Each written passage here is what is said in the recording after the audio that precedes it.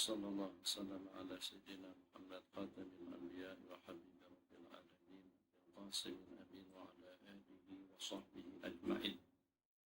إن أصدق الحديث كتاب الله وخير الهدي هدي رسول الله صلى الله عليه وسلم وشر الأمور محدثاتها وكل محدثة ليس في دين الله بدعة وكل بدعة ضلالة وكل ضلالة في النار. فعليكم بالجماعة فإن يد الله مع الجماعة ومن شد بالنار.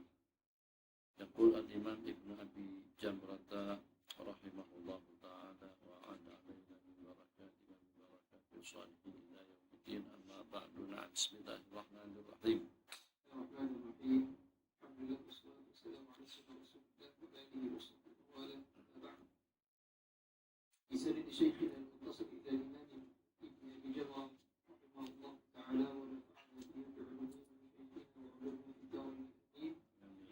قال عن عائشة زوج النبي صلى الله عليه وآله وصحبه وسلم ورضي الله عنها كانت لا تسمع شيئا لا تعرفه إلا راجعت فيه حتى تعرفه، وأن النبي صلى الله عليه وآله وصحبه وسلم قال: من حوسب عذب. قالت عائشة رضي الله تعالى عنها: فقلت: أوليس يقول الله تعالى: فسوف يحاسب حسابا يسيرا الانشقاق؟ قالت: فقال: إنما ذلك العبد ولكن من نوقش الحساب يهلك. بسم الله الرحمن الرحيم. وعن عائشة رضي الله تعالى عنها كانت إذا لم تعرف شيئا راجعت رسول الله صلى الله عليه وسلم حتى تعرفه. Ini merupakan suatu sikap dan juga suatu perangai yang bijak dan positif dalam kehidupan seseorang. Dikatakan ridha al-mali bima huwa fihi itu merupakan afah dalam kehidupannya. Afatul mu'min ridahu bima huwa fihi. Problem, penyakit yang ada pada diri seseorang kalau pada itu dengan dia restu dan ridha dengan keadaan yang ada pada diri pribadinya. Afatul mu'min ridahu bima huwa fihi. Jadi jangan sampai dengan kita pasrah dengan keadaan. Tentunya tidak ada seseorang pun yang luput daripada masalah dan juga lepas daripada problem hidup. Akan ada saja dalam masalah keuangannya, dalam masalah kehidupannya, lingkungannya, masyarakat dan sebagainya. Maka sebagaimana pada waktu kita lapar, kita akan berupaya untuk kita mengatasi lapar yang kita rasakan. Sebagaimana pada waktu kita dahaga, kita akan berusaha agar bagaimana dengan kita dapat minum. Sepatutnya dalam dunia akidah, dalam dunia ibadah pun juga seperti itu. Kita perhatikan dari masa ke semasa dengan kecanggihan teknologi, ternyata kajian demi kajian itu dibuat agar dengan kita dapat menggunakan yang lebih ideal, yang lebih canggih, yang lebih bagus, yang lebih lengkap, yang lebih sejuk, yang lebih nyaman, yang lebih cantik, yang lebih indah. Tapi jarang-jarang dengan kita menggunakan kaidah yang sama dalam ubudiyah kita kepada Allah Jalla wa'ala.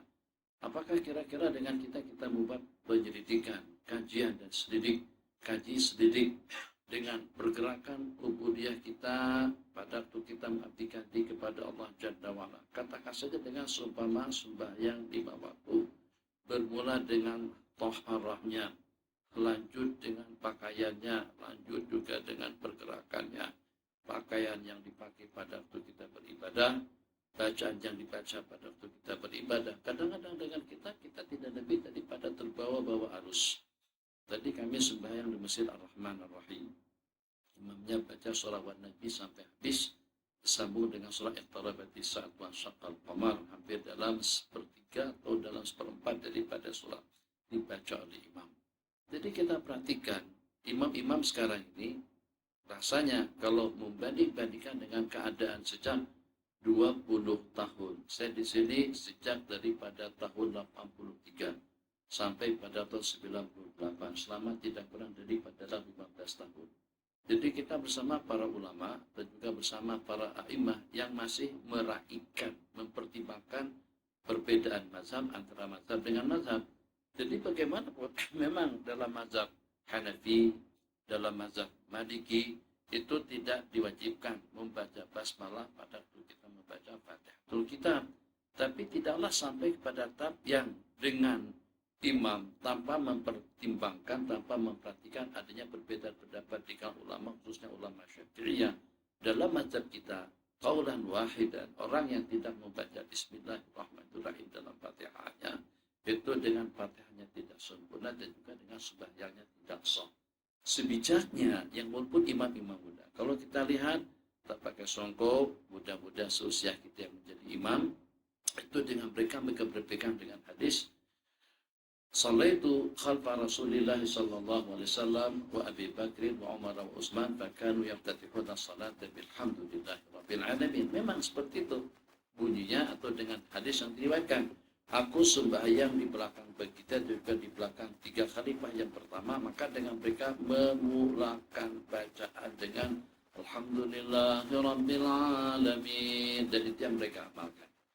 Tidakkah pada waktu dengan kita beramal dengan zahir hadis yang di sana ada penafsiran kedua daripada ulama, makna daripada bilhamdulillah ada dengan suratul hamdalah, dengan surat al-Fatihah yang dimudahkan dengan basmalah. Ini turut takwil Imam Syafi'i. Yang kedua, di sana terdapat riwayat yang menyatakan bahwasanya Nabi kita membaca Fatihatul Kitab dengan membaca basmalah sebelumnya. Seperti pada itu Sayyidina Abu Hurairah radhiyallahu ta'ala mengimami para sahabat dan menyatakan setelahnya, Inilah asbahukum salatan di Rasulillah sallallahu alaihi wasallam. Aku merupakan orang yang paling serupa dan yang paling mirip sembahyangnya dengan baginda Rasulullah sallallahu alaihi wasallam. Fakana radhiyallahu ta'ala yastaftihul Fatihata bi bismillahirrahmanirrahim, dengan nyali. Kenapa hadis yang ini tidak diraihkan oleh imam-imam muda sekarang ini di masjid secara khusus? Kamu merupakan insan yang ideal, sepatutnya dengan kecanggihan teknologi itu kita ambil suatu ibrah dan pelajaran. Dari masa ke masa kita berupaya untuk melengkapkan, untuk menyempurnakan sembahyang itu juga dengan ibadah kita. Seperti dengan kita berusaha dan juga berupaya untuk melengkapi keperluan hidup. Al-khilafu al-khuruju minal khilafi mustahil juga salah satu daripada kaidah hukum, keluar daripada perbedaan pendapat hukumnya sunnah. Kalau seandainya mereka baca, apakah ada pendapat yang mengatakan bahwasanya hukumnya makruh atau juga hukumnya haram atau membatalkan sembahyang bagi seseorang yang membaca basmalah dalam Fatihahnya? Tidak ada kaul, tidak ada pendapat. Tapi ulama Syafi'iyah dan juga ulama Hanabilah mengatakan tidak sah sembahyang seseorang yang tidak membaca basmalah dalam Fatihahnya. Maka dengan demikian bijaklah dengan seorang imam yang pada itu mengimami sejumlah sekian daripada makmum di belakang, terus tidak membaca Fatihah. Ini bahasa sederhana. Jangan sampai dengan seumpama pramugari dan juga dengan seumpama pramugara itu lebih bertanggung jawab tentang keselamatan penumpang berbanding dengan imam masjid atau juga dengan para khutbah. Tengok. Jadi setelah pintu pesawat ditutup, kata pramugari lebih kurangnya, saya Siti Haliza, ketua pramugari Anda. Penerbangan kita menuju Yogyakarta akan memakan masa dalam 1 jam 15 menit. Maka kenakan atau pasang tali kereta Anda, kembalikan meja pada tempatnya. Arahan-arahan yang semacam itu diantara daripada arahan yang wajib kita taati. Ini di sini pramugari mungkin saja daripada berbagai aspek itu mencemarkan image dan juga mencemarkan nama baiknya. Mungkin karena tidak pakai tudung, karena tidak tutup aurat. Mungkin juga keterbabitan mereka dengan pergaulan bebas. Mungkin juga karena dengan berdua-duaan, kadang-kadang tuh dengan kapten di depan berdua-duaan dengan kaptennya. Mungkin juga dengan meninggalkan beberapa kewajiban yang wajibkan. Tapi ternyata nasihat, cukup bernasihat, cukup memikirkan masa depan penumpang. Yang walaupun kalau Anda tidak pakai tali kereta, kami sebut sabuk pengaman. Kalau meja tidak kita kembalikan pada tempatnya. Kalau tingkap tidak kita buka. Sebab kalau siang pada waktu mendarat siang, tingkap akan dibuka. Buka supaya kelihatan. Kalau tidak kita buka pun insya Allah pesawat akan terbang dan juga akan mendarat dengan selamat. Tapi yang paling kita kagumi daripada pramugari dan juga daripada pramugara, nasihatnya kepada penumpang demi untuk keselamatan penumpang. Kenapa imam tidak punya prinsip seperti itu? Demi untuk menjaga keselamatan sembahyang makmum di belakang. Kamu tidak baca, tadi kan begitu. Pada waktu kita di masjid sana, hampir rata-rata masjid di masjid seperti itu sekarang ini. Tidak seperti dahulu. Dahulu, imam-imam tua di Masjidil Haram dan juga di Masjidil Nabawi, Allahu Akbar. Alhamdulillahirabbil alamin. Masih ada basmalah lagi secara sir. Jadi kalau seandainya tidak disunatkan pun dalam mazhab mereka, tapi demi untuk menjaga keselamatan makmum di belakang supaya jangan sampai mereka bermufarakah, supaya jangan sampai dengan kita. Misalnya kalau kita Syafi'iyul madhab di dua masjid, kemarin tuh saya dengan Ustaz Behaki dan Pilih Milah. Tadinya kami sembahyang di Ibadur Rahman. Jadi karena Ibadur Rahman kunut tidak ada, bukan kunut wajib, tapi kalau kita baca kitab Al-I'tibar, kalau Anda baca kitab Al-I'tibar Al-Hazimi, Anda akan condong kepada pendapat yang mengatakan kunut hukumnya sunnah. Kita tahu dan juga pandai mendebat pendapat-pendapat yang mengatakan itu tidak disunahkan. Makna hadis qanata Rasulullah sallallahu alaihi wasallam syahran. Nabi kita membaca kunut sepanjang 1 bulan. Da'ala rikil wa taqwan wa usayyah.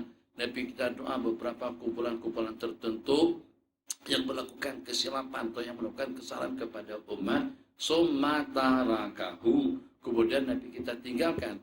Jadi kalau kita lihat daripada bahasa summa tarakahu, ya ima yang tarakahu di situ adalah kunut, ya ima summa tarakahu yang Nabi kita tinggalkan telah mendoakan kebinasaan kepada musuh. Allahumma alaika bil walid, Allahumma alaika bi abi Hisham, bi Abu bi Amr bin Hisham, Allahumma alaika bi fulan. Doa yang seperti itu atau kunutan yang seperti itu yang Nabi kita tinggalkan, tapi aslul kunut tetap juga Nabi kita baca. Kenapa? Jam'an bainal adillah, di sana terdapat sebuah riwayat sahih yang bunyinya mazala senantiasa Rasulullah sallallahu alaihi wasallam yaqtutu fi salati subhi hatta farakat dunia. Jadi kalau seandainya dengan kita katakan summa tarakahu, bagaimana dengan riwayat yang menyatakan Nabi kita membaca kunut sampai Nabi kita meninggal dunia? Tertinggalkan hadis itu. Begitu bijaknya ulama Syafi'iyah yang mengatakan sunat kita membaca kunut subuh. Satu, riwayatnya sahih. Yang kedua, makna daripada tarakau pada riwayat yang Nabi kita tinggalkan bukan tarakal kunut, tapi yang Nabi kita tinggalkan mendoakan kehancuran, kebinasaan, kemusnahan kepada musuh-musuh Islam pada saat ketika itu. Di dalam kitab Al-I'tibar bin Nasikh wal Mansukh Al-Hazimi dikatakan kunut itu adalah merupakan bacaan daripada para sahabat Nabi atau kibarus sahabat, dibaca oleh seumpama khulafaur rasyidun dan juga dengan ulama, dengan para sahabat Nabi kita lainnya. Bagaimana kira-kira dengan hadis ai muhdatsun? Bagaimana dengan hadis yang diriwayatkan tentang kunut subuh? Akanu yaqtutu nabi salati subhi. Jadi kata salah seorang daripada sahabat menjawab pertanyaan daripada putranya, ai muhdatsun ya bun, itu satu perkara muhdas. Maka dengan kita tinggalkan hadis sahih marfu ila Rasulillah itu dengan pernyataan daripada salah seorang daripada sahabat yang itu kedudukannya tidak lebih daripada hadis mauquf. Tapi ala kulli hal kita tidak ingin mensyafi'iyahkan mereka sebagaimana kita juga tidak mau diwahabikan sama mereka. Kita tidak mengajak mereka agar mereka menjadi Syafi'iyil madhab atau Hanafiyil madhab atau Malikil madhab. Kita bukan orang yang ego seperti itu. Tidak memaksakan mereka untuk berbeda madhab. Sebagaimana juga dengan mereka tidak punya hak untuk mewahabikan, untuk menselapikan kita. Ini bahasa mufti wilayah. Jadi kata beliau, Sayyidina Umar dengan perwatakan yang berbeda, Sayyidina Abu Bakar dengan cara hidup dan juga dengan cara sikap yang berbeda daripada para sahabat. Nabi kita bersabda, arhamu ummati bi ummati Abu Bakr as-Siddiq. Orang yang paling pengasih dan penyayang kepada umatku di kalangan umatku adalah Sayyidina Abu Bakar. Wa asyadduhum bil haqqi Umar, dan yang paling tegas dalam kebenaran itu adalah Sayyidina Umar. Apakah pernah ada dalam riwayat yang menyatakan baginda Nabi bercadang dan berencana untuk mengomarkan Sayyidina Abu Bakar, atau juga ada usaha Sayyidina Abu Bakar untuk mengabu bakarkan Sayyidina Umar supaya jadi ramah, lembut, bijak, santai, seperti saudara kita Abdan misalnya, atau semuanya anak jadi semacam Sayyidina Umar yang tugas sedikit, izinkan saya untuk memenggalkan kepalanya ya Rasulullah. Itu ketegasan daripada Sayyidina Umar. Makanya pada waktu Sayyidina Umar memerintah atau terpilih sebagai khalifah, atau pada saat berita atau juga informasi tentang pelantikan Sayyidina Abu Bakar kepada Sayyidina Umar, di antara daripada yang agak risau dengan pencalonan tadi itu adalah Sayyidina Abdullah bin Mas'ud. Jadi kata Sayyidina Abdullah bin Mas'ud kepada Sayyidina Abi Bakar Siddiq radhiyallahu anhu, apakah dengan Tuan Khalifah akan melantik Sayyidina Umar sebagai putra mahkota? Jadi bagaimana apa yang akan diperkatakan oleh Tuan Khalifah nanti di hadapan Allah Jalla wa'ala? Abillahi tukhawifuni ya Ibn Mas'ud. Apakah kamu menakut-nakutkan aku dengan Allah Jalla wa'ala? Aku akan jawab nanti di hadapan Allah, aku telah melatih seorang pemimpin yang lebih bijak, yang lebih adil, yang lebih berani, dan juga yang lebih tegas dalam kebenaran. Ikhtartu lahum khalifatan wa huwa amirul mu'minin Umar ibn Khattab radhiyallahu ta'ala anhu. Jadi kerisauan tadi itu kenapa? Sebab pada waktu zaman Nabi kita masih hidup pun yang berani membentak, paham bahasa membentak, yang berani mencegat dan menghalang baginda dalam beberapa peristiwa adalah Sayyidina Umar. Nabi kita nak menyebayangkan Abdullah bin Salul, Raisul Munafikin. Itu pada waktu itu dihalang oleh Sayyidina Umar, ditarik. Sampai mar, kata baginda, Allah beritahukan kepada saya, intastaghfir lahum sab'ina maratan fala yaghfirullahu lahum. Sebelumnya la tusalli ala ahadi minhum mata abada, sebelum turunnya ayat itu. Jadi Nabi kita sembahyangkan, Nabi kita terucapkan kata-kata seperti ini, kalau seandainya aku dengan memohonkan keampunan lebih daripada 70 kali akan Allah ampunkan dosa kesalahannya, aku akan mohonkan keampunan untuknya.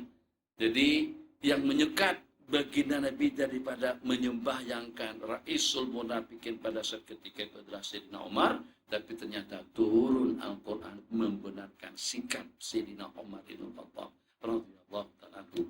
Jadi dengan ketegasan daripada beliau, atau dengan keramah tamah daripada Sayyidina Utsman, mempunyai sifat haya, sifat pemalu, kesana dan kemari, Masya Allah, tabarakallah, sampai dengan baginda pun juga menjadi segan dan malu. Jadi dengan sikap malu, segan daripada Sayyidina Utsman, itu sampai terimbas lempiasannya kepada baginda Rasulullah SAW. Nanti kita biasalah semacam mana kita, duduk santai, kaki terhunjur, kadang-kadang biasalah kita pahami dengan bahasa yang kita gunakan dalam pengajian. Ada kita pada waktu kita di masjid, ada kita pada waktu kita di majelis ilmu, ada kita pada waktu kita lagi santai. Pada waktu kita lagi santai, pada waktu kita makan, kita terserah duduk mau buat lagu mana, terpulang. Tapi ada waktunya dengan kita serius, ada waktunya kita dengan peradaban yang sempurna. Misal seperti pada waktu kita di masjid, pada waktu kita di pengajian. Ternyata dengan begini yang lagi sedang santai tadi itu, dengan tersingkap betis, begitu datang Sayyidina Utsman, Nabi kita langsung duduk tegak dan juga menutup bagian yang terbuka daripada anggota, daripada petis kedua belah kaki beliau.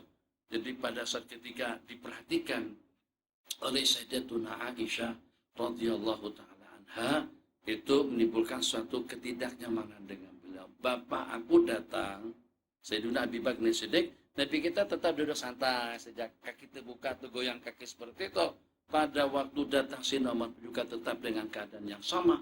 Tapi begitu datang Sayyidina Utsman, Nabi kita duduk bersila, kemas, tapi cantik, indah, dan bagus. Sehingga menimbulkan pertanyaan daripada Sayyidatuna Aisyah. Apa sabda Nabi? Ala astahi, apakah aku tidak patut segan miman tastahi minhul malaikatu, daripada seseorang yang telah disegani oleh para malaikat Allah Jalla wa'ala. Apakah dengan sifat sopan santun yang seperti itu ada usaha daripada baginda untuk mensidak Utsmankan, untuk mengusmankan para sahabat, atau juga dengan sikap bijak daripada Sayyidina Umar dan berani, ada usaha daripada baginda untuk mengomarkan para sahabat Nabi kita semuanya? Tidak ada. Kenapa? Sebab itu adalah keperluan yang kita perlukan dalam dunia membangun, dalam dunia tarbiyah dan dakwah, Ada yang seumpama Sayyidina Abu Bakar, ada yang seumpama Sayyidina Umar, ada dengan yang seumpama Sayyidina Abdurrahman bin Auf, salah seorang daripada jutaan sahabat Nabi kita yang paling pemurah. Kembali kepada topik pembicaraan kita, karena tabiat daripada Sayyidatuna Aisyah apabila dengan beliau tidak mengetahui tentang apa saja, beliau akan merujuk. Lihat, satu, yang pertama yang kita ambil daripada riwayat ini, kalau pada waktu kita tidak tahu, jangan senyap. Jangan diam. Kita di Mesir masih terdapat ribuan ulama yang mampu untuk merungkaikan, yang mampu untuk memberikan pencerahan dan bimbingan keterangan kepada kita. Tadi kami subuh ditahan sama polis. Karena cerita lah. Jadi pada masa itu ada roblok. Anda ada tanya, di kita nasbeng kemana nih? Jadi kata hakim kita ke Masjid Rahman Rahim. Karena tak bawa paspor nih, tapi tak bawa paspor, tak apa, ada masalah, kas sembayang dia. Lah, kawan tawakal, kita pun juga ikut tawakal lah. Takkan gurunya lebih kalah dengan murid dalam bab tawakal. Nanti murid katakan, tak payah paspor, tak payah paspor lah perangkat. Nah, kita pergi ke Masjid Rahman Rahim. Selesai wirid pas segala macam, sudah sepi, hampir sudah tidak ada orang lagi di masjid, kami pun keluar. Pada keluar di sana, sampai ke tempat roblok, pada waktu berangkat tuh, sudah ada situ roblok, sudah ada. Sudah banyak orang yang diberhentikan. Anda ada kepikir, nanti kawan-kawan atau dengan si Asma'i akan ambil jalan lainkah, pilih jalan lainkah, atau jalan lainkah? Kalau pilih jalan lain, nah, mana kita akan diperiksa. Kalau pilih jalan lain, mungkin kita selamat. Rupa-rupanya saya di belakang, mata ada ngantuk, saya pun menghindar begitu, terperanjat. Ternyata dengan polis sudah ada di hadapan, kata dia lesen. Lesen yang pertama, tanya kedua, mana iqomah. Lepas selesai ada mati, tak apalah, ini yang biasa lah, yang ditanyakan kepada pemandu, yang bawa kereta Asma'i, tanyakan lesen dia, tanyakan paspor dia. Rupa-rupanya bukan kepada dia saja, kepada penumpang lainnya juga. Iqamah. Nah, innalillahi wa inna ilaihi raji'un. Rupa-rupanya al-adzabu idza nazala amma. Azab itu apabila turun akan merata. Akhirnya saya tak bawa paspor. Kebetulan si hakim juga tak bawa paspor. Nah, ini jadi masalah nih, astagfirullahaladzim. Tapi entah macam mana hati, tidak ada rasa risau, tidak ada rasa takluk. Lagipun yang menahan kami itu dhabit, dia mulazim awal, ada 2 bintang. Terus kita pun ke pinggir. Jadi pada waktu itu dia tanya, saya keluarkan apa yang ada dengan pakaian, bukan juga tidak ada sembarang identiti, ada lesen. Saya bagian lesen saya di sana. Lesen saya dan saya bukan lesen terbang, lesen hidup, masya Allah tabarakallah. Lesen saya juga lesen saya di sana. Kata dia, tanya sama hakim. Sekarang saya dari mana boleh tahu? Awak ini siapa nama? 1. Bangsa mana? 2. Ada iqamah atau 3? Tidak. Kan tidak ada bukti. Kalau kamu katakan aku hakim, mana buktinya kamu hakim? Kalau kita katakan saya daripada Malaysia, mana buktinya kamu daripada Malaysia? Jadi logik juga perkataan dia tadi itu. Jadi dengan saya bilang, saya tidak mungkin sini saya Zair. Nah, katanya saya tahu. Jadi dengan anak tidak dimasalahkan, hakim dia masalahkan. Kenapa? Karena tak ada paspor. Paspor tak ada, IC tadi semuanya tak ada. Jadi kamu siapa? Inilah aku. Tak boleh begitu. Tapi karena kami bilang kami balik daripada masjid, jadi pun tak menduga adanya roblok pada pagi-pagi seperti ini. Polis pun juga sampai senyum, dia tanya di mana alamat, Asyir, di mana Asyir, dia sebut apa-apa. Rupanya dia pun lebih tahu daripada kita. Tahu dengan Asyirnya, tahu dengan tempat duduk, di mana hakim duduk, samping menyamping tempat kediaman yang ditempati pun juga dia tahu. Alhamdulillah, dia pun sampai senyum-senyum lain kali. Atau kalau seandainya kemana-mana, paspor jangan tidak dibawa. Kembali kepada hadis. Begitu cerita. Jadi kita akhirnya kalau seandainya tadi itu memang dia jenis yang seperti Arab Saudi tak toleransi. Tak ada paspor tadi, kamu langsung naik kereta, naik lori tangkapan itu. Di sini masih mau senyum-senyum lagi. Lagipun dengan kita pakai songkok putih dan mereka tahu kita datang kemari tidak ada tujuan yang selain daripada untuk belajar. Alhamdulillah selamat. Jadi sikap daripada Sayyidatuna Aisyah radhiyallahu taala. 1, tidak mau membiarkan suatu keadaan dalam kehidupan beliau. Kalau tidak tahu dengan sesuatu beliau tanyakan. Tadi kita belajar daripada sana. Di sini masih banyak lagi ulama-ulama yang mampu untuk memberikan pencerahan, bimbingan, dan keterangan kepada kita. Satu. Kemudian yang kedua, tiap masalah, tiap problem apa yang kita hadapi itu sebaiknya dengan kita langsung mempertanyakannya ke tempat yang memang betul-betul kena sasaran. Jadi jangan sampai kita minta penafsiran daripada orang yang tidak ada kena mengena. Jangan sampai dengan kita bertanya dengan orang yang tidak tahu. Jangan sampai dengan kita bertanya kepada seorang yang menurut kita pun juga dia tidak ada latar belakang tentang masalah yang kita pertanyakan. Jadi Sayyidatuna Aisyah langsung raja siapa? Rasulullah SAW. Di mana dengan kesalahpahaman beliau tentang firman Allah yang berbunyi dan juga dengan hadis yang Nabi kita riwayatkan man husiba udib. Di sana ada dengan kumpulan manusia yang akan mendapatkan muhasabah hisaban yasira wa amman utiya kitabahu bi yaminihi fasawfa yuhasabu hisaban yasira. Apa maksudnya hisaban yasira dengan firman Allah tadi itu? Firman Allah tadi bunyinya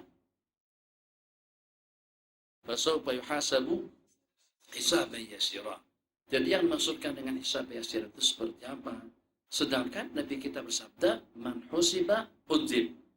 Ada di antara daripada kumpulan manusia yang akan dihisab secara mudah.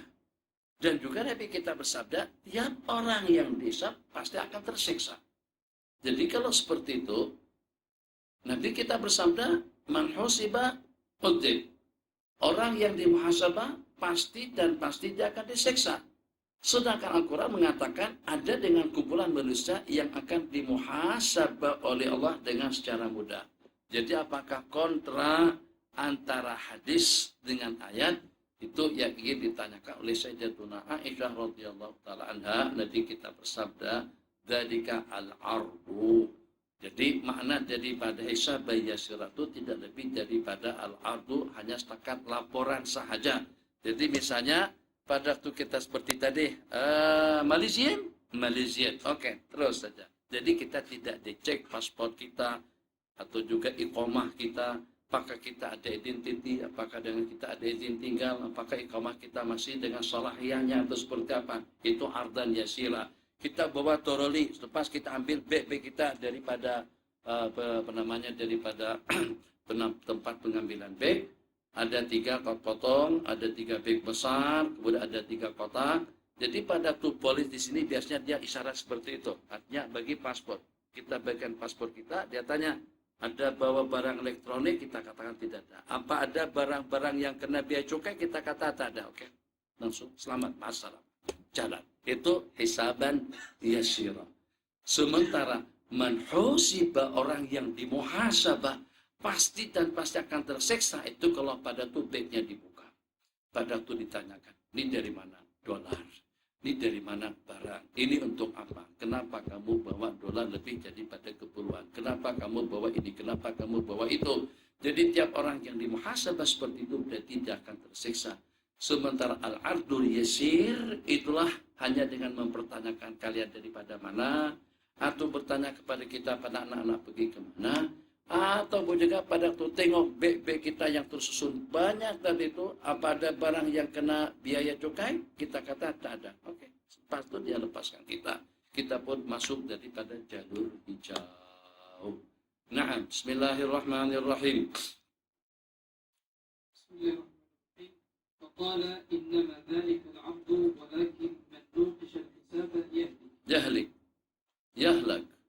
Walakin manu kisah hisab, sesiapa saja yang diinterogasi, kisah yang disoal siasat dalam bermuhasabahannya, yahlak atau yahlik, niscayalah dia akan binasa. Apa sabda Nabi? Lau hasabanillah ana wa ibnu Maryam bima fa'alat hadhihi, syarat satu begitu. Lau hasabanillah, hadis ini pernah saya katakan min ahaditsil mu'jizah. Lau hasabanillah, kalau Allah memuhasabah aku, menghisab aku, mensoal siasat aku dengan Nabiullah Isa alaihissalam, bima fa'alat hadhihi, dengan yang dilakukan oleh jari telunjuk lahalak kena, niscayalah kami berdua akan binasa. Jadi pada saat ketika itu kira-kira banyak mana peranan daripada jari telunjuk selain daripada untuk menunjuk. Musabbihah asyhadu an la ilaha illallah, ini yang kita isyaratkan, disebut dengan sababah karena dia tukang celah dan tukang tunjuk pada waktu kita mencela. Hei, kamu kenapa? Ini sababah. Juga disebut dengan musabbihah. Musabbihah karena dia bertasbih, karena kita isyaratkan pada waktu kita berzikir. Jadi kalau kita mengamat, banyak mana kegiatan aktiviti yang bergantung kepada jari telunjuk. Itu tidaklah melebihi daripada ibu jari, tidak lebih daripada jari kelingking, hampir tidak berbeda dengan jari-jari tangan dan kaki kita. Tapi ternyata Nabi kita bersabda seperti itu. Rupa-rupanya jawaban hadis tadi itu di zaman kita sekarang. Coba pada waktu dengan kita main laptop, pada waktu kita main netbook, pada waktu kita main MP3, pada waktu kita main handphone, itu kebanyakan pada waktu kita type itu kita gunakan jari yang mana saja. Apakah kita gunakan jari tengah? Apakah kita gunakan jari manis? Apakah kita type dengan menggunakan kelingking? Tidak. Kebanyakannya menggunakan jari telunjuk. Rupa-rupanya celahannya boleh daripada telunjuk, sanjungannya boleh daripada telunjuk, mencercanya boleh dengan telunjuk. Begitulah dengan sejumlah sekian SMS atau juga sebelah sekian tulisan yang kita tulis, di mana dengan kita tidak menaip dengan menggunakan siku atau juga dengan menggunakan genggam, kita akan menggunakan jari telunjuk. Lima dengan kita gunakan ibu jari, tapi kebanyakannya kita gunakan jari telunjuk. Betul apa yang Nabi kita sabdakan, kalau dengan yang satu itu saja diminta pertanggungjawabannya oleh Allah, kita tidak akan selamat. Bagaimana kalau dengan sumpah mata? Siapa yang amat tengok? Amat tengok kenapa? Itu kan tak boleh ditengok. Tertengok ya Allah. Tak apalah, kata malaikat, kalau sekali. Itu kan lama Allah tengoknya. Sampai kamu terputar seperti itu. Kenapa? Itu dengan tatapan pandangan mata melihat. Kenapa kau pandang dengan sinisnya? Kau pandang dengan menghinakannya. Kau memandang dengan sebelah mata. Kau pandang hina, kau pandang rendah, kau pandang sinis. Itu hanya semata-mata karena kau punya uang lebih. Hanya semata-mata kau punya jabatan lebih karena kamu punya kedudukan. Ini pertanggungjawaban dengan mata yang semacam itu berat, tidak akan mungkin selamat. Jadi akan menyelamatkan kita itu seperti apa? Hisaba yasiro, ya ima, yang lebih istimewa lagi, dukhul al-jannah bighairi hisab. Ini pendapat pribadi sepertinya. Allah yang maha pengasih, Allah yang maha pemurah, Allah yang menganugerahkan surga dengan segala kenikmatannya dengan ucapan la ilaha illallah mukhlisan min qalbi. Kira-kira setelah kita mendengar barang siapa memohon surga sebanyak 3 kali, niscayalah surga akan melamarnya. Ya Allah, jadikan dia sebagai salah seorang daripada penghuniku. Dan apabila dengan kita meminta perlindungan daripada api neraka akan memohon kepada Allah agar kita dilindungi daripadanya. Seperti itu riwayatnya. Apakah terlarang, apakah diharamkan, apakah kira-kira merupakan suatu perkara yang tidak diperbolehkan kepada kita untuk kita memohon surga bighairi hisab ala ma nahnu fihi?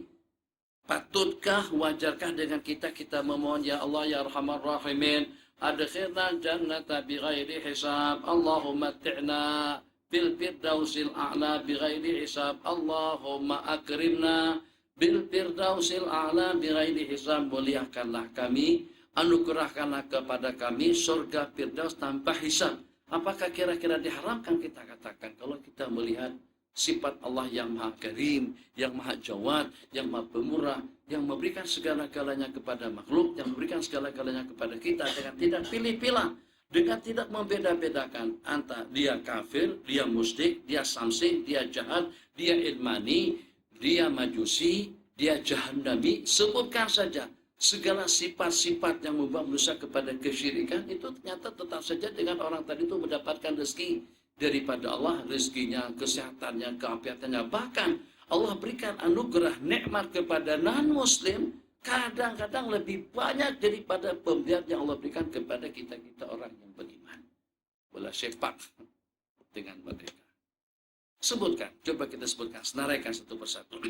Bermula daripada bermula daripada kekayaan dengan politiknya. Politik bukan dengan kita, kekayaan bukan dengan kita, kecantikan bukan dengan kita. Ya, kalau dengan orang Arab, kecantikan dengan mereka lah. Kita ASEAN di ceritanya. Nah, kecantikan bukan dengan kita, politik bukan juga dengan kita, kekuatan bukan dengan kita. Hampir daripada berbagai aspek, apakah kira-kira dengan kebersihannya? Kebersihan juga bukan dengan kita. Kalau kita tengok kereta di Mesir, Masya Allah, tabarakallah.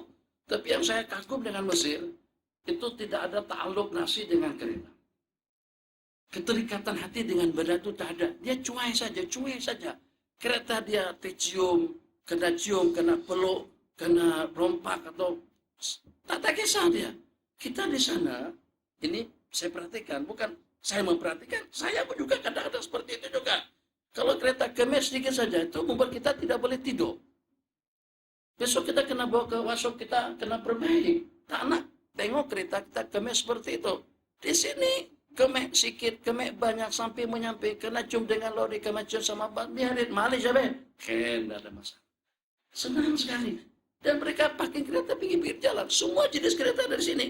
Kalau kita bandingkan tempat kita yang walaupun mungkin sebagian kereta tidak ada di sini, ada tempat seperti Rolls-Royce, jarang kita tengok ada di Mesir, atau juga dengan BMW 740 jarang-jarang kelihatan di jalanan, Mercedes S-Class jarang-jarang kelihatan ada di jalanan, Pipeline dengan jenis-jenisnya pun juga jarang-jarang kelihatan ada di jalanan, paling yang punya Ustaz Bayaki, itu barangkali satu-satunya di Malaysia.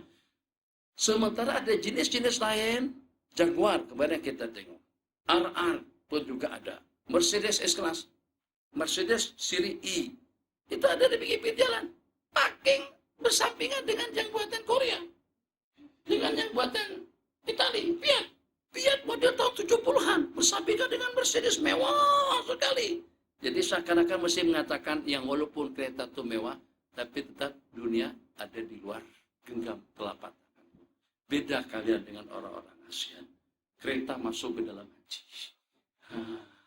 Sapu, menyapu. Sakit hati kita kalau kita tengok kereta kita kotor. Masuk tempat bersih kereta, basuh dulu kereta kita, mengkilat, Masya Allah, tabarakallah, bening rasanya. Model tahun 90-an, tahun 2000-an. Masih cantik, masih bagus lagi. Di sini saya lihat bukan setakat kita saja, masyaikh nyapu seperti itu. Kita tengok kereta masyaikh kemarin itu, salah satu daripada syekh kita di sini, ya Allah, yang mana yang lampu, yang mana yang muka, yang mana yang belakang. Mirip-mirip, hampir tidak bedanya.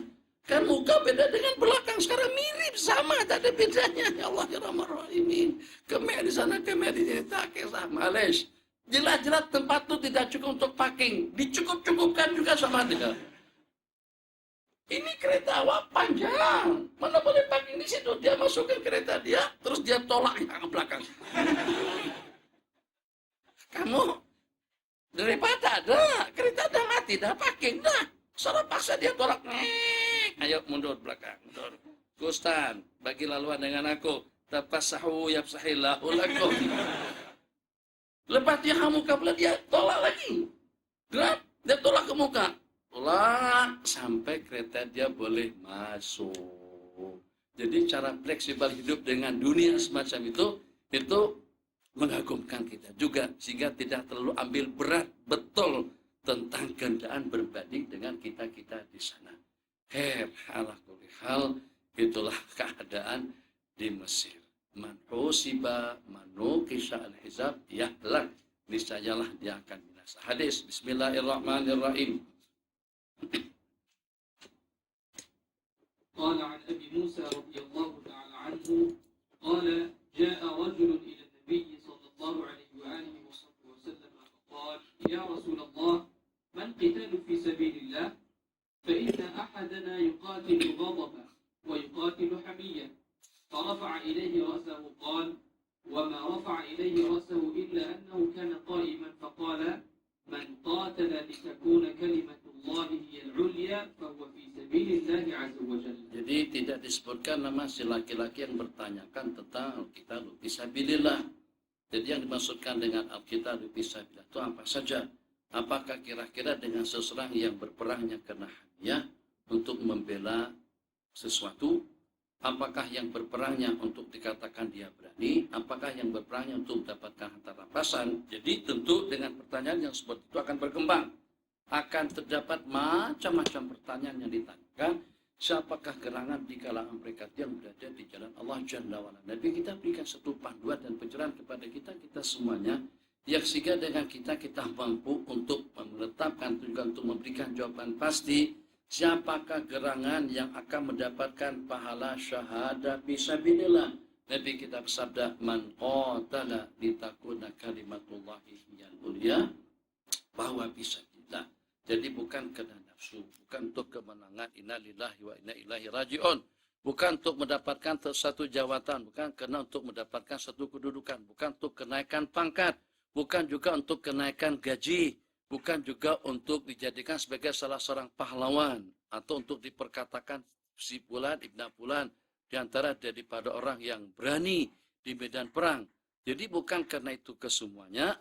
Jadi dengan jawaban yang secara ringkas, yang secara jelas daripada baginda Rasulullah Sallallahu Alaihi Wasallam, ini tidak akan membuat akan adanya kesimpang siuran dalam penafsiran fisabilillah.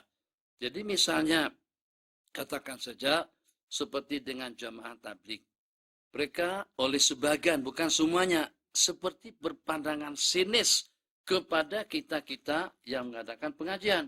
Kita-kita yang mengaji pondok, kita-kita yang pergi ke Mesir, kita-kita yang pergi kemana saja untuk melanjutkan studi kita. Jadi dengan mereka, kadang-kadang kalau pada waktu ketemu kita, pertanyaan yang pertama yang mereka tanyakan, sudah pernah berapa lama? Sudah pernah berapa kali khuruj di jalan Allah Jalla wa'ala? Jadi mereka beranggapan yang namanya khuruj, kalau pada itu dengan kita-kita etikap 3 hari di masjid, atau juga 40 hari dengan jaulahnya, atau juga 4 bulan ke beberapa tempat, atau sampai 1 tahun. Mereka batasi ulama hurufnya setahun. Mahasiswa belajar hurufnya minimal paling tidak dalam 4 bulan. Orang awam 40 hari. Kemudian orang yang baru saja terbabi dalam dunia tabligh, itu hurufnya dalam jangka 3 hari. Daripada 3 menjadi kepada 40. Daripada 40 menjadi kepada 4 bulan. Daripada 4 bulan menjadi kepada setahun. Kita katakan huruf dalam agama atau dalam dunia dakwah, itu tidak hanya dibatasi dengan hari sampai setahun. Kalau dengan seumpama ulama, itu hurufnya seumur hidup. Tapi kita dengan pahaman yang bijak, di saat para sahabat Nabi kita menyaksikan seorang laki-laki yang gagah perkasa, dengan tenaganya, dengan kekuatannya, dengan kelincahannya di medan perang, maka pada waktu mereka melihat laki-laki tadi itu pergi berjualan ke pasar, pergi ke pasar untuk keperluan hidup. Jadi Nabi kita bersabda, kalau dia pergi ke pekan untuk keperluan diri pribadinya, bahwa fisabilillah. Kalau dia pergi ke pasar untuk menyala kehidupan anak dan istrinya, bahwa fisabilillah. Kalau seandainya dia pergi ke pasar berniaga dan berjualan ta'abuban agar dia mampu untuk memberikan bantuan dan pertolongan, bahwa fisabilillah. Tapi kalau seandainya dia berniaga, riaan, wasum'atan, hanya untuk angkuh dan sombong, untuk pamer kekayaan, bahwa fisabilillah syaitan. Tengok, jawaban daripada baginda dan juga daripada beberapa hadis lainnya yang pergi mengaji, yang pergi berdakwah, yang pergi bersilaturahim, yang pergi mencari orang sakit, itu kesemuanya Nabi kita selaraikan, kesemuanya berada fisabilillah. Jadi kita berada di jalan Allah Jalla wa'ala bukan hanya pada waktu kita pergi ke masjid. Bukan hanya pada waktu kita berperang di jalan Allah. Pada waktu kita ke pasar, pada waktu kita berurusan, pada waktu kita memperpanjang iqamah, pada waktu kita pergi ke kuliah, pada waktu kita ke majlis-majlis zikir, pada waktu kita bersilaturahim, pada waktu dengan kita mengunjungi orang sakit. Itu kesemuanya Anda berada fisabilillah.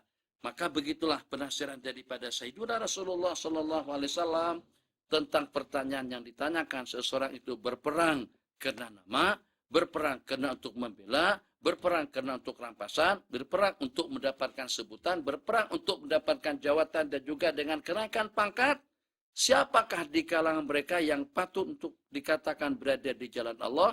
Nabi kita tidak katakan itu tidak, ini tidak, ini tidak, ini tidak. Nabi kita dengan jawaban yang syamil, jami' mani' man qatala litakuna kalimatullahi hiyal ulya bahwa fisabilillah. Kita kembangkan man qatala, man darasa, man darrasa, man zahaba, man ba'a, man ishtara, yang menjual, yang membeli, yang keluar, yang mengaji, yang mengajar, yang berdakwah, yang memberikan panduan, bimbingan, tarbiyah, atau juga yang bertugas, yang tugasnya di kedutaan, yang tugasnya dengan kementerian, yang tugasnya dengan organisasi. Apabila di kepala kita, litakuna kalimatullahi hiyal ulya. Dengan perantaraan duit, duit akan kita gunakan untuk di jalan Allah. Bahasa yang kita sederhanakan pada waktu itu, agar bagaimana dengan keilmuannya, dengan kemampuan dan juga dengan kebolehan yang Allah berikan kepada kita, kita mampu untuk mengakhiratkan dunia, jangan menduniakan akhirat. Kita mampu untuk mengibadahkan politik, untuk mengibadahkan ekonomi, untuk mengibadahkan pakaian, untuk mengibadahkan makanan, untuk mengibadahkan teknologi, agar bagaimana handphone, peralatan komunikasi tidak membawa dan tidak memperangkap seseorang pada lembah kehancuran. Justru dengan kecanggihannya akan membuat ibadah kita lebih canggih, akan membuat kita lebih zuhud. Ini satu pelajaran. Mungkin dengan kita sudah mampu untuk menurunkan pandangan kita daripada pandangan haram. Alhamdulillah.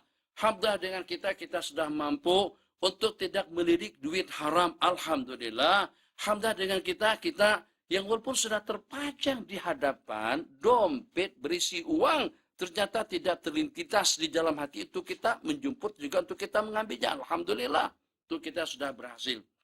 Tapi apakah dengan kita sudah berjaya untuk meng-off-kan handphone kita pada waktu kita menjadi tetamu Allah Jalla wa'ala dengan segala problemnya. Seakan-akan pada waktu kita datang ke masjid, ya Allah ya Arhamar Rahimin, dengan kemampuan yang kerdil, tak mampu untuk berbuat, rupa-rupanya gagal juga. Tak mampu untuk membantu dan menolongnya, tidak mampu untuk menyembuhkannya, tak mampu untuk menyelesaikan urusannya, tidak mampu untuk memberikan pertolongan kepadanya. Terus kita masuk ke masjid dengan 1001 hajat, dengan 1001 problem. Kalau kita tidak melaporkan kepada Allah pun, itu sudah nampak, kelihatan. Ya'lamu sirra wa akhfa, Allah yang mengetahui rahasia dan yang lebih tersembunyi daripada rahasia. Keluhannya, hajat permintaannya, keinginannya, itu semuanya indallah, Allah Maha mengetahui. Maka sepatutnya dengan kita bertawajuh agar bagaimana handphone yang kita bawa tadi itu dengan daya tarikannya, masya Allah, tabarakallah, gambarnya bening, bersih, suaranya clear, kemudian dengan teknologi canggih yang serba modern, yang serba membanggakan. Orang tengok layarnya saja, casingnya saja, tengok screennya saja, orang sudah tahu itu harganya tidak kurang daripada sekian ribu. Ternyata kita boleh zuhud daripada handphone pada waktu kita sedang berada di rumah Allah. Itu besar nilainya. Zuhud yang kalau pada waktu kita mampu. Tapi kalau seperti seorang anak beli handphone tak ada duit, katanya saya zuhudnya. Saya hidup zuhud tanah beli handphone, bukan masalah tanah beli handphone.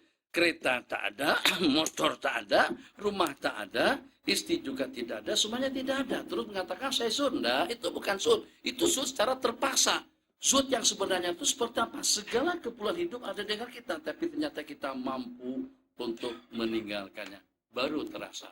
Ulama mengatakan la tu'rafu, la yu'rafu qadru ni'mati illa idza faqdiha. Tidak akan kenal kita betapa besarnya nilai suatu nikmat dan karunia Allah kecuali pada waktu sudah tidak ada. Kata ikan, baru alhamdulillah dengan aku. Kata lampu, baru alhamdulillah dengan peneranganku. Kita keluar masuk sini pernah ada mengucapkan alhamdulillah kena lampu menyala. Bahkan secara jujur nih dengan Ustaz kita, Ustaz Nadrul, saya tengok live di rumah, kadang-kadang saya nak rujuk balik. Kita lihat komen-komen yang masuk di situ. Jadi rasanya penerangan kita ini masih kurang. Atau paling tidak cahaya kuning ini kurang ceria, kurang jelas dalam live kita. Tuh, jangankan bersyukur, nak komen lagi. Inginkan penerangan yang lebih terang. Supaya dalam gambar live kita tuh nampak kelihatan lebih cerah. Itu seperti itu. Begitu gelap tadi itu, nak komen apa? Jadi seakan-akan itu peringatan daripada Allah Jalla wa'ala. Yang ada itu disyukuri. Terasa kehilangan nikmat, terasa sungguh ludahnya kepanasan. Pada waktu itu kemarin minta suara dikeraskan, dinyaringkan lagi, dinyaringkan lagi. Tadi mau macam mana? Bukan lagi setakat remang-remang, tak ada kedengaran langsung. Terpaksa dengan kita peras suara kita supaya suara kita boleh sampai ke belakang.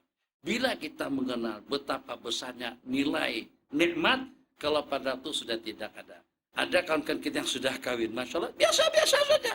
Subuh, istri, buat sarapan pagi, minuman, makanan, ya, yang walaupun apa adanya, tapi yang secara pasti ada. Dengan kita tidak pernah terima kasih. Makasih ya, Alhamdulillah, Bang Abdan, makasih banyak, Alhamdulillah. Makasih banyak atas kewareknya, makasih banyak atas sarapan paginya, makasih banyak atas bantuannya. Tak pernah kata-kata terima kasih semacam itu kita ucapkan kepada istri kita di rumah. Kadang-kadang dengan sasukanya, kadang-kadang dengan gorengannya, kadang-kadang dengan masakannya, kadang-kadang dengan gulainya. Jarang-jarang. Bahkan kadang-kadang kalau pada waktu kita bertambah 2, 3, 4 kali pun, tak pernah kita katakan masakan Dawani sudah. Masya Allah, sudah betul. Ya Allah, ya Rahman. Makasih banyak ya. Tak pernah kata seperti itu. Hanya katakan, yang kita katakan apa? Abang lapar betul kan. Nak mengaku lagi. Padahal memang sedap. Tapi tak mau kata sedap. Keegoisannya itu memang keterlaluan betul. Ego sangat. Tak mau kata sedap. Ngakulah memang sedap. Kalau didatangkan kita bertambah 2, 3, 4 kali. Sedap tak bang?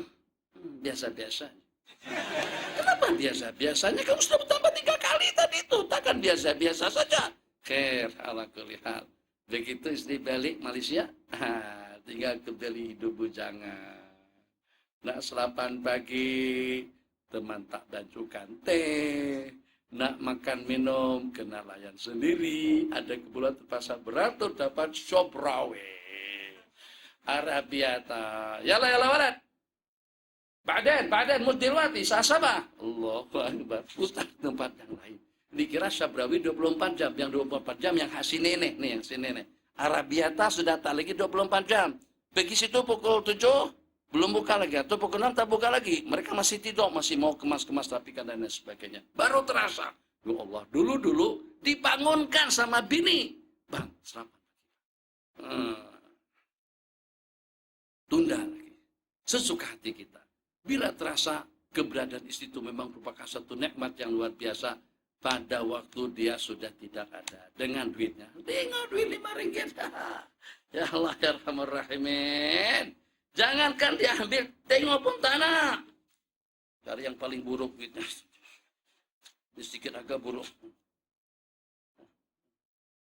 20 ringgit, buruk. Biasa aja lah. Atau 5 ringgit pun juga biasa. Apalagi kalau 1 jenis. 1 jenis sudah lusuh dah duit. Duit itu kalau seandainya kita masukkan ke dalam air, ikatnya dalam air itu akan keracunan. Kita duit lusuh. Tak ada nilai. Tapi pada waktu kita ada duit, pada waktu kita nak beli sandwich, beli takmiyah, bilbit, takmiyah dengan saksuka, takmiyah dengan bazinjan, 1,5 ringgit. Korek mengorek. Alhamdulillah ada asyara kurus. Kumpulkan yang 5 kurus, kumpulkan siling. Kumpul, alhamdulillah cukup 1,5 ringgit. Atau 1 jenis setengah untuk kita beli sandwich takmiyah. Besar nilainya, ya Allah, Rahman Rahim. Sudah dapat 1. Dulu jangankan mengutip yang itu, yang ringgitan pun bisa saja. Kita biarkan saja. Kita tidak mengutipnya. Bila akan terasa kita kehilangan nikmat, kalau patut dengan nikmat itu sudah tidak. Bismillahirrahmanirrahim. Terakhir. Qala kitabul wudu. Kitabul ilm habis dah. Kitabul wudu. Nah. An Abbad ibn Tamim an ammihi radhiyallahu ta'ala anhuma annahu shaka ila Rasulillah sallallahu alaihi wasallam الرجل الذي يخيل إليه أنه يجد شيئا في الصلاة فقال لا ينفتل أو لا ينصرف حتى يسمع صوتا أو يجد ريحا. Ulama mengatakan maksud daripada hadis di sini hatta yasma' sautan aw yajida riha itu kinayah anil yaqin. Jadi tidak mesti harus kita mendengar bunyi atau juga dengan kita mencium bau. Ar-rajulu yukhayyalu ilaihi. Seseorang merasa seperti ada sesuatu yang keluar daripada punggungnya. Jadi hadis yang kita bicarakan ini tentang syak, kebimbangan pada waktu kita lagi sembahyang. Jadi seakan-akan yukhayyal fi uqulina atau fi aqlina, terbayangkan, terkhayalkan dalam hati kita seperti ada angin yang keluar daripada punggung. Itu berlaku. Kadang-kadang kita laki-laki daripada hadapan. Jadi sehingga kita kalau kita pada waktu kita sendiri kita cek. Tapi depan orang kita malu lah. Singkap-singkap kan tengok apa ada bahasa seperti itu. Tapi kalau pada waktu kita di bilik sendiri kita akan kita buka. Kita tengok situ apakah ada kesan cecair atau tidak ada. Nah jadi yang dibicarakan di dalam hadis di sini. Ar-rajulu yukhayyulu ilaihi bis salah. Dan ini ulama jadikan salah satu daripada sumber dalil kepada kaidah al-yaqinu la yuzalu bisyak. Keyakinan itu tidak akan terangkat dengan kebimbangan dan juga dengan keraguan. Maka pada waktu kita lagi sedang sembahyang, kadang-kadang dengan perempuan daripada hadapan. Ada seperti benda keluar daripada hadapan. Sebenarnya, bukan sebenarnya ya, ini kira-kira juga. Sebab kita nak katakan sebenarnya dari mana kita tahu kan. Ya. Bibir ya, jangan terlalu menghayal. Bibir nih, kalau lama kita tidak bercakap, maka kadang-kadang dia lekat. Maka pada waktu terbuka sedikit, nampak seperti terlekat begitu. Apakah kira-kira kena ada sesuatu keluar daripada mulut? Tidak tentu. Tapi kena lama kita ketipkan seperti ini berdiam, maka pada waktu kita nak membuka, seakan-akan seperti ada satu benda keluar daripada mulut. Minta maaf, macam itu juga dengan hadapan seorang perempuan. Jadi kadang-kadang mungkin perumpamaan bibir lah. Kamu jangan pikir ke sana ya. Jadi pada waktu duduk, mungkin beranjak berdiri, atau bergeser daripada tempat duduk, macam seperti terbuka macam itu, seolah-olah seperti angin keluar daripada hadapan. Makanya perempuan kadang-kadang menanyakan, bagaimana hukumnya kalau keluar angin daripada hadapan? Memang pertanyaan itu aneh. Angin itu keluar daripada punggung, namanya kentut. Tak kalau ada kentut daripada hadapan. Nah, jadi kalau seandainya ada perasaan-perasaan seperti itu, kalau dengan kita laki-laki itu daripada punggung, seperti ada sesuatu keluar, itu juga dengan hadapan kita. Zakar, seperti ada air menetes. Kalau pada waktu kita singkap, kita nampak cair di situ, terkesan basah, itu kita tidak perlu beristihad. Yang kita bicarakan sekarang ini, kalau pada waktu masih ragu-ragu dan bimbang, akharaja minhu syai' fala yanfatil. Aila yang sarif, kamu jangan keluar daripada sembahyangmu, maksudnya sembahyang dan kita batalkan. Hatta tasma'a sautan au tajid riha. Hatta tasma'a sautan, jika kamu mendengar bunyi, but, atau juga tajid riha, atau kau temukan bau busuk. Apakah syarat kita impital daripada sembahyang, batal wudhu kita kalau pada waktu kita cium bau, atau pada waktu dengar kita dengan suara? Tidak. Berapa kali, berapa banyak, senantiasa, kadang-kadang dengan seseorang itu kentut tidak pernah berbunyi. Tapi baunya Masya Allah, tabarakallah. Kadang-kadang bunyi tak ada langsung. Bunyi. Apa seperti laluan angin yang sepoi-sepoi lembut. Tapi Masya Allah, tabarakallah, bilik ukuran 10 kali 10 keciuman. Sampai ke ujung. Tengok orangnya kecil ya. Masya Allah, tabarakallah. Sampai nyamuk lalat tidak berani masuk ke bilik kamu. Saya pakai obat nyamuk spray dengan Raid. Itu pun nyamuk masuk. Kamu bagaimana nyamuk sampai tidak pernah masuk? Rupa-rupanya keracunan dengan bau ketiak ini. Allah ada uji kita nih. Kita ini kan ego ada, sombong ada. Pada waktu kita naik bus, betulan dengan hidung kita kena ketiaknya kawan kita daripada Nigeria. Allah. Dia pegang begitu tuh kebusinya. Hidung kita di sini. Menghilang tak boleh. Allah. Apa dosa kesalahanku ya? Jika sampai saya mendapatkan cobaan dan ujian yang semacam ini. Jadi kata mereka, supaya awak jangan sombong. Supaya kamu jangan ego ya. Allah berikan cobaan. Coba aku macam mana? Nih nak tanyakan saja. Agak ajaknya kalau kita jadi seorang koprat, jadi seorang jenderal. Kalau dengan kita sebagai seorang raja, sebagai seorang sultan. Kalau pada waktu kita jadi sultan, masa buang air tuh duduknya macam mana?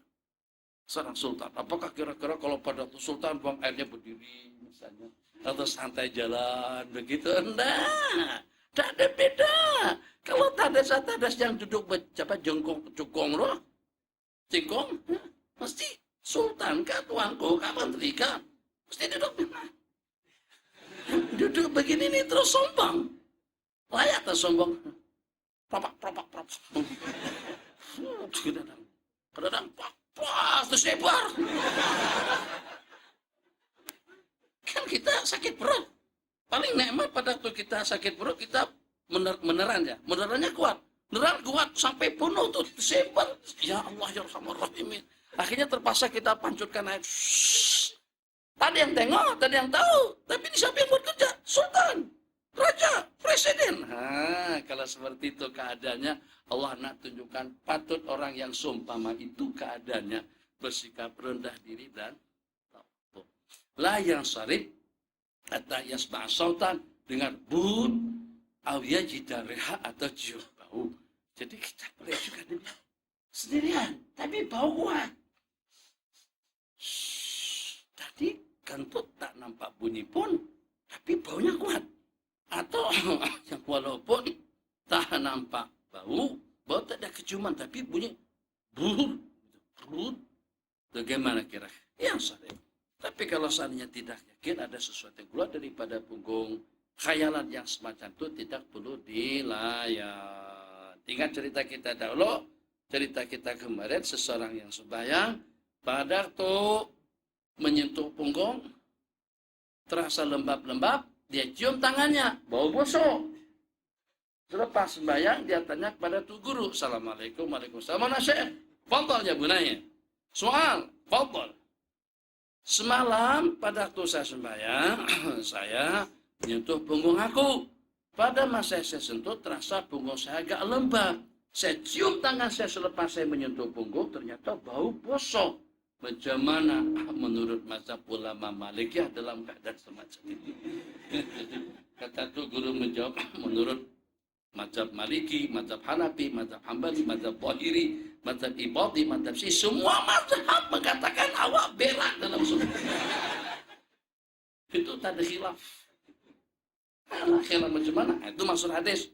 Hatta yajida sautan atau yasma'a, hatta yasma'a sautan atau yajida riha. Wallahu a'lam. Sallallahu alaihi wasallam Muhammad wa ala alihi wa sahbihi wa sallam. Rabbana atina fid dunya hasanah fil akhirati hasanatan wa qina adzabannar. Amin. Alhamdulillahi rabbil alamin. Sallallahu rabbuna ala nuril mubin Ahmad al-Mustafa sayyidil mursalin. Sallallahu rabbuna ala nuril mubin Ahmad al-Mustafa sayyidil mursalin wa ala alihi wa sahbihi